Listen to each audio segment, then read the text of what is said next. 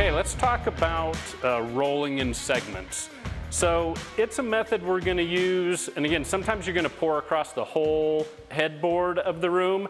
Sometimes you want to cut the room up if it's a large room or if you're working by yourself. And you can go back and forth on methods. So it could be that in a really big room, I'm just going to work that in segments. In a smaller room, like the bedroom in the back, I may pour across the whole headboard of one wall and pull it all down. So I'm working in one big segment. But we're going to work here, show you how to get started in smaller segments, and we'll work our way all the way down, just our first run, and we'll finish that out. So the first thing we're going to do is pour finish out. And I also marked off because, you want to come up with your game plan. So I've got kind of 3 equal pathways that we're going to run here. And don't put tape on your floor. This is just for video purposes only.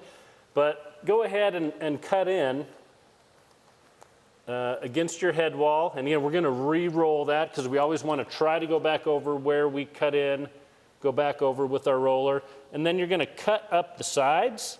So even up the middle of the floor. And then obviously over here where I should have a wall. We're pretending I have a wall here. And the key with this side is try to pull it as evenly up the board seam as you can. It doesn't matter if you get a little bit over, we're just trying to pull a straight line, and then we'll come back onto that a little bit later. So pour a little more finish out if you need it. And then we're going to get our roller seasoned up. Just get it loaded up.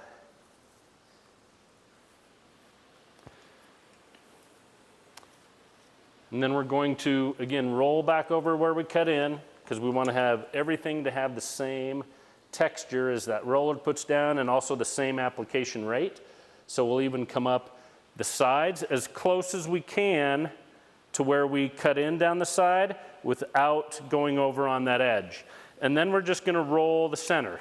So whatever method you use, I like to kind of use the slip method where I'm just slipping my roller behind to just kind of spread my whole puddle out first, and then I'm going to go back and feather everything out. So then I'll come back and feather. And if you do skip over, so I rolled over a little bit on the side there, don't worry about it. Don't go back and touch it, just leave it there. We'll get back to it and take care of it later. Obviously on your first path here, when you're right by your starting wall, if you need to, you can always step around, take your roller, roll it right down that front edge. But the key there is don't ever leave yourself a puddle so close to the wall that you can't get past it, and feather that back up. So then I'm just going to continue working sections like this. So I'm going to pour a puddle, cut in up both sides, roll the middle. Pour a puddle, cut in down both sides, and roll the middle.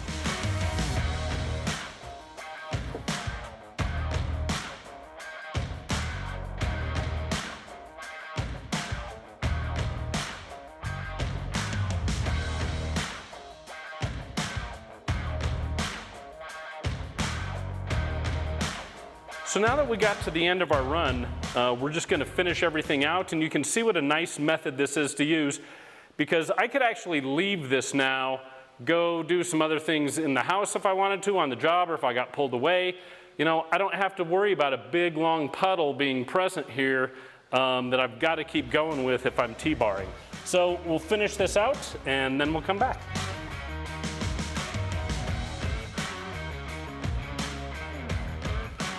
So that's how you get started. Again, pour your puddle, cut in up the sides, roll the middle.